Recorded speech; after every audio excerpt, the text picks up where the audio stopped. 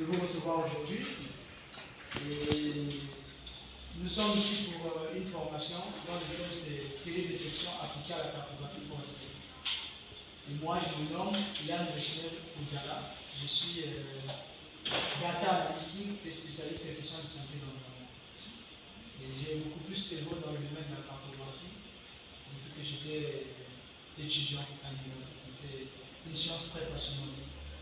Et aujourd'hui, nous avons pensé faire une séance d'initiation qui pourra peut-être à l'avenir vous aider dans les travaux. Donc à l'heure actuelle, on parle du changement climatique et d'aménagement. La cartographie participative, c'est un outil de pointe qui nous permet de prendre des décisions. Donc moi, je vais vous laisser le temps de vous présenter. Comme ça, sans plus tarder, comme l'heure est de vigueur, on pourra avancer très vite parce qu'il nous reste plus de. Donc la séance commence de 13 h à 16 h. Et je vous prie pour les prochains jours d'essayer un peu de venir très tôt pour qu'on se rattrape. Donc je vais commencer par l'autre qui est à côté de moi, il va se présenter et au fur et à mesure, on pourra se présenter chacun. Bonjour, moi c'est M. Duc Leblanc. Bon, on a à peu près le même profil, mais sauf que moi à la base je suis informaticien, je suis développeur, je fais de la programmation, je fais tout ce qui est statistique, analyse.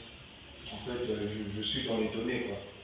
Voilà, donc je suis aussi un data analyst SIG et actuellement je travaille pour le compte de l'Union européenne pour un projet où il y a Teneflec qui travaille en collaboration avec le ministère de l'économie forestière. Donc en tant qu'auditeur, hein, nous les accompagnons. Nous allons parler de télédétection parce que c'est différent, c'est pas les mêmes choses. Et je voudrais que cette séance soit interactive, que ce ne soit pas moi-même l'orateur en train de parler, et qu'on parle de tous. Donc on va passer par des questions pour que ça soit plus facile, plus interactif, et pour qu'on s'échange très vite et qu'on se comprenne. Parce que si je me mets à parler, vous allez être fatigué, moi je serai fatigué et on va rien comprendre au final. Et celui qui a des questions, c'est simple. Il lève son doigt et puis il peut poser sa question. Donc avant de commencer, nous allons mettre en place, on doit mettre en place une politique. Donc cette politique est celle d'abord de respecter l'heure. Avec Roda, on était à la Repousse. On était ensemble à la Repousse en 2016, 2017.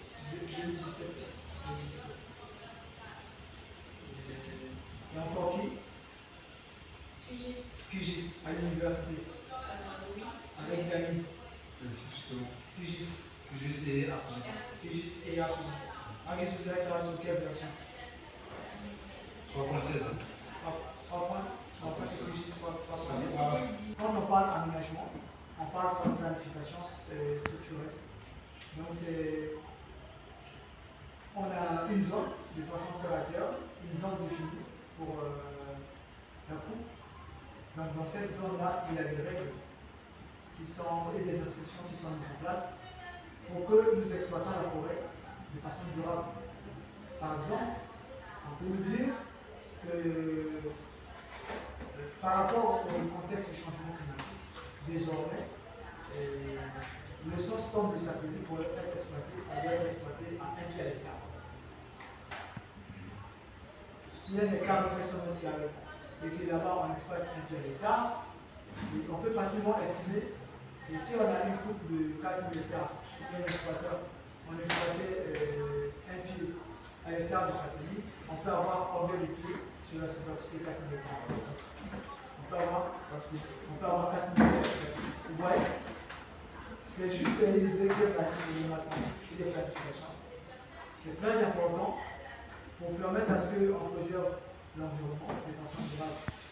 Et aujourd'hui, dans les réseaux sociaux, surtout dans les guides, j'ai pu entendre que le bassin du Congo, c'est maintenant le premier bassin.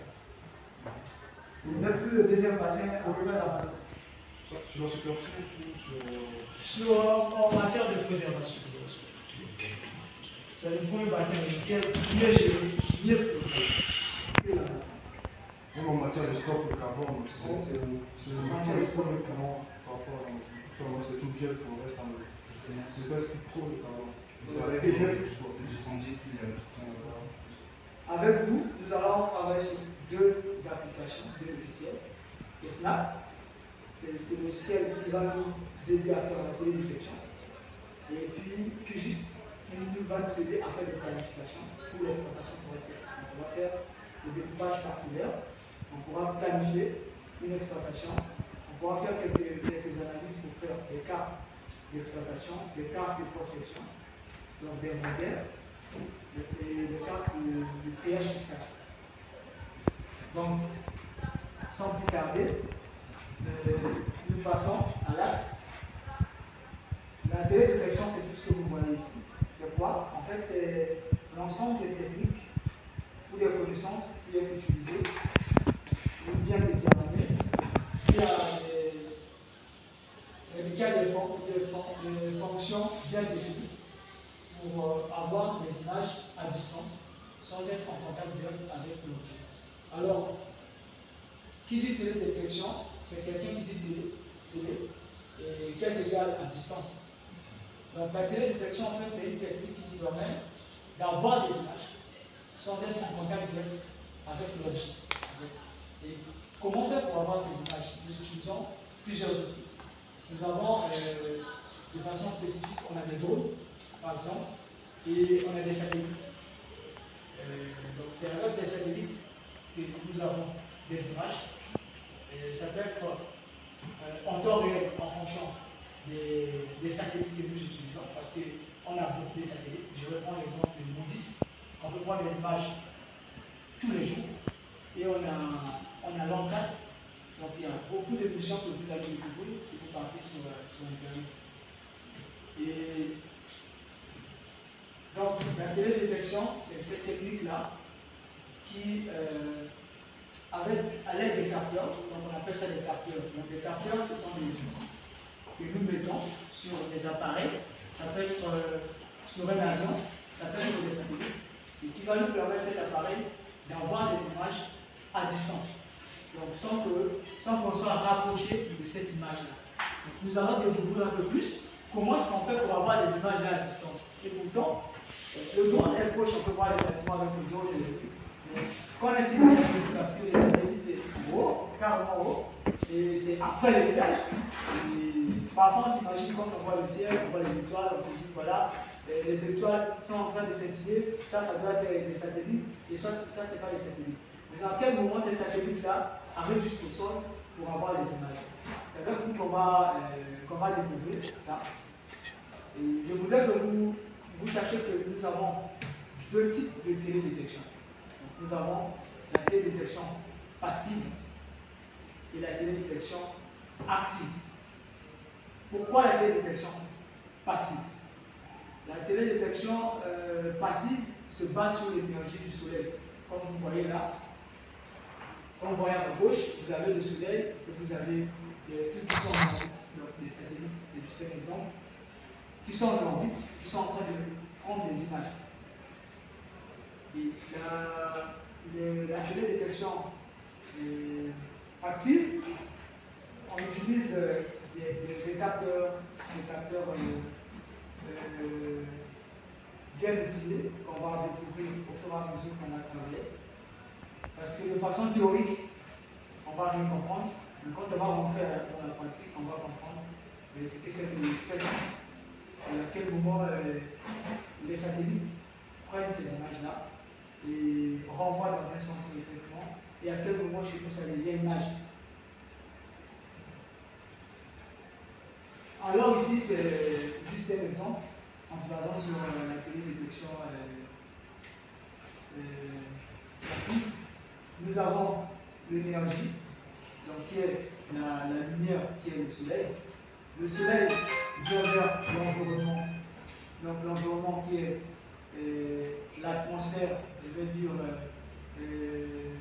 la couche d'ozone. Okay? Ça arrive au niveau de la couche d'ozone. Et la couche d'ozone a un filtre, a un système de filtrage.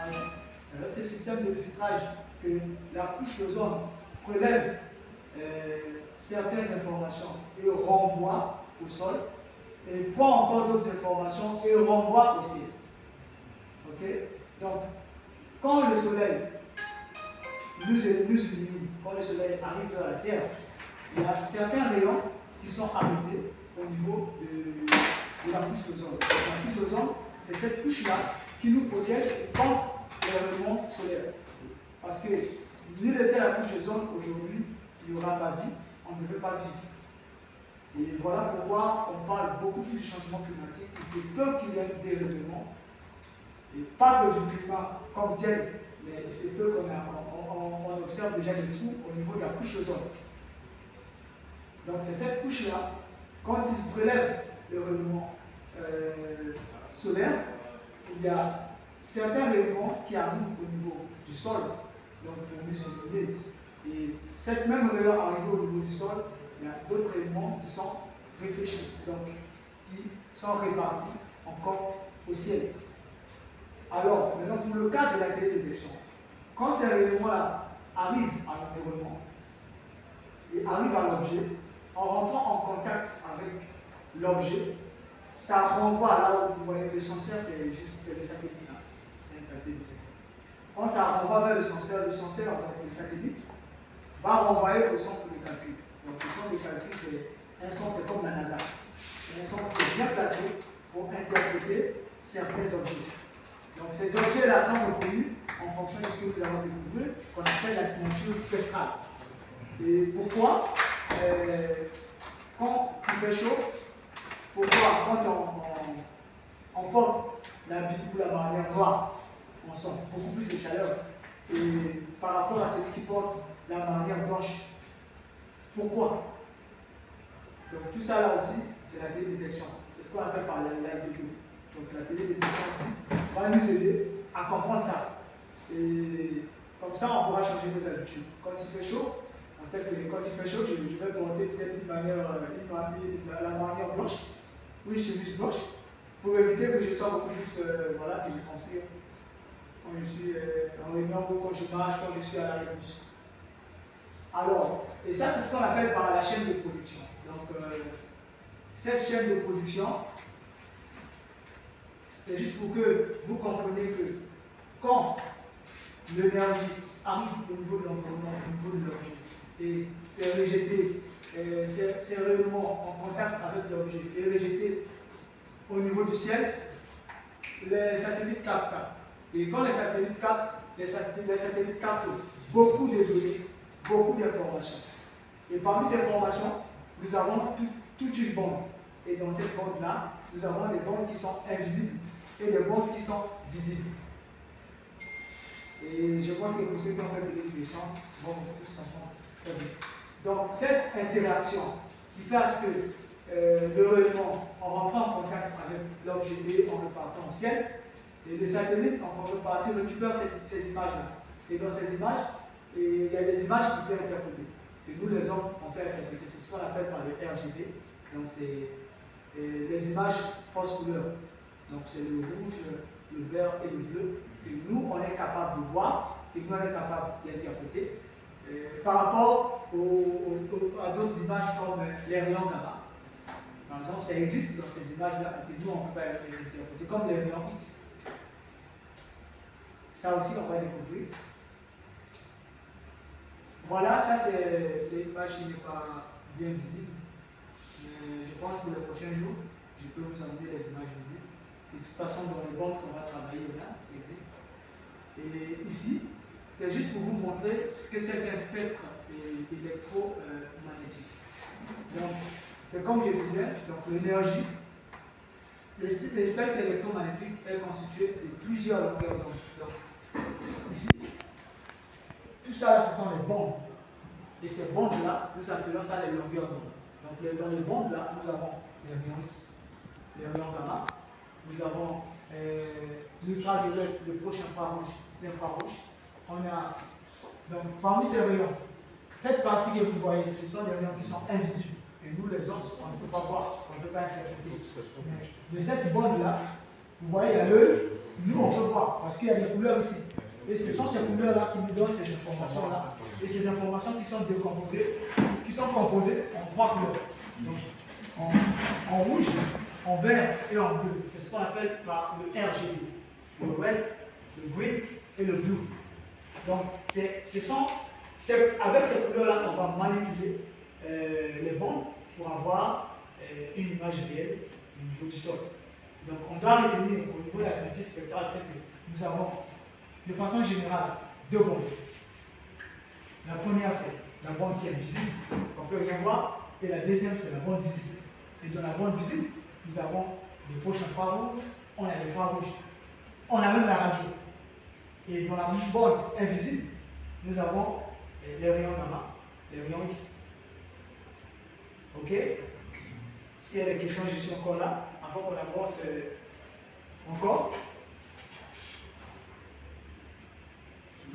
Oui. À quel moment est-ce qu'on parle des images radar à ce niveau-là? Est-ce que toutes les informations qui sont captées au niveau du satellite sont tous des images satellitaires seulement? Ok, merci, c'est une très belle question. Oui, tout ce qui est capté sur les satellites, ce sont des images satellitaires.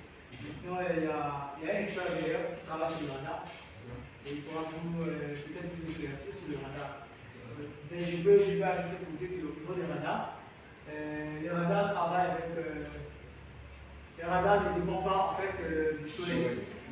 Ok? Les radars ils travaillent, même la nuit ils travaillent. Et c'est même pendant l'information qu'on a conseillé de travailler avec le radar.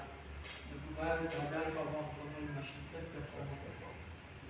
Mais je pense que pour les prochains jours aussi, on pourra travailler avec le radar. Mais cette fois-ci, c'est encore un peu tout de la RDC, parce que je travaille très souvent avec le laboratoire RDC. Donc à mon tour, ils sont en train de chercher des outils, de développer des outils qui pourront m'aider à facilement travailler avec le radar. Donc ce sera à mon retour. On va peut-être voir ça. Donc, comme je disais, ici nous sommes en train de faire, c'est déjà l'ajoutage, ce n'est plus la télédétection et les cycles, les simples, mais c'est l'informatique aussi qui est dedans, c'est la mécanique, et c'est beaucoup de choses qui est dedans. Et il y a aussi la géorélationnelle, parce que là, on est déjà dans un réseau connecté, c'est interconnecté, et je vous invite vraiment à mener les recherches, à vous aider. Le reste est vraiment disponible pour celui qui veut évoluer dans le domaine des sites. C'est très facile, c'est pas la magie, je vous assure. Et d'ailleurs, déjà, moi j'ai un bac A. C'est une information que je vous donne. J'ai un bac A, je suis allé en géographie. Heureusement pour moi, j'ai des gens en cadre qui m'ont encouragé. Alors, nous avons vu ici le spectre électromagnétique. Donc, le spectre électromagnétique, c'est un spectre qui est composé de bandes. On va voir ces bandes-là. Donc, ces bandes-là dépendent des satellites. Il y a des satellites qui nous fournissent, par exemple, 12 bandes, comme le Landsat.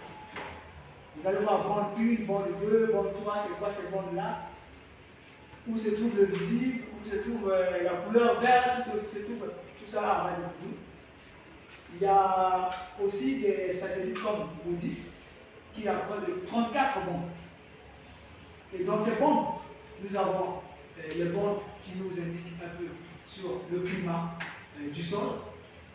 Il y a des bandes qui nous montrent la végétation, ce qu'on a parlé sur le flyer, l'indice de végétabilité, le NDVI. Il y a une bande spéciale pour ça. On a des bandes chromatiques qui sont des bandes de noir sur blanc. Vous voyez la plupart des bandes sont en noir sur blanc. Mais quand on fait les combinaisons, on a des couleurs. Donc après ça, c'est quoi la résolution temporelle? Ce sont les termes qu'on utilise beaucoup plus en télédétection. Donc on a quitté le spectre et là on va dans la résolution temporelle. C'est quoi la résolution temporelle? Donc, la résolution temporelle, je vais vous passer les composantes. La résolution temporelle, c'est rapport à la référence donc, des satellites à obtenir une image d'une région particulière.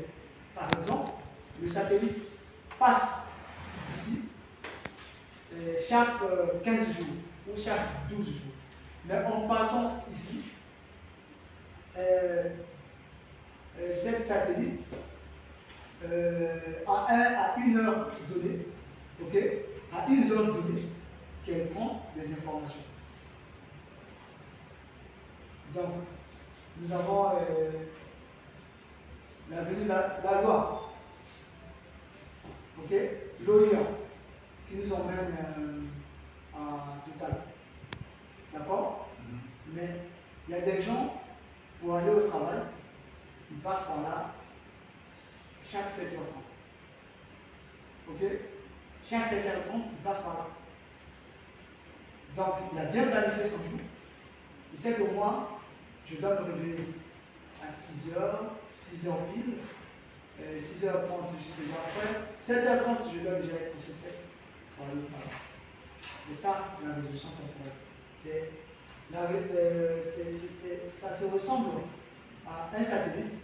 Donc sa capacité d'obtenir les images, tout le temps il passe. Ok. Donc par exemple, j'ai dit le Landsat peut prendre des images de la même région tous les 16 jours. Donc lui, tous les 16 jours, il passe. Tous les 16 jours, il passe par. Et le MODIS, alors que le spot, tous les jours, il passe grâce à la visée latérale. C'est quoi la visée latérale? C'est que on fait ça.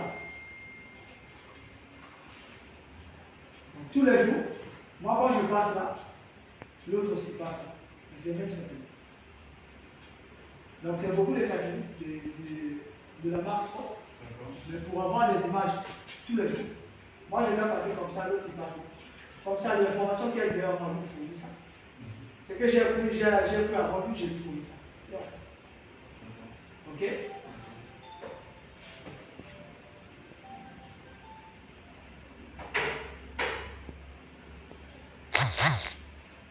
Et là, on a vu la résolution temporelle. On va voir c'est quoi la résolution spatiale. La résolution spatiale ou géométrique, c'est donc la distance la plus petite, permettant de distinguer deux objets voisins. Donc cette résolution s'exprime en mètres et en kilomètres. Exemple, je vais prendre un exemple. C'est le pixel. Je voudrais revenir cacher par ça. Et s'il y a des gens qui peuvent se rattraper même demain, je pense que le volume est encore petit, on pourrait se rattraper. Donc pour aujourd'hui, sur la séance d'aujourd'hui, on va s'arrêter. Monsieur Ahmed, je ne sais pas si tu as demandé.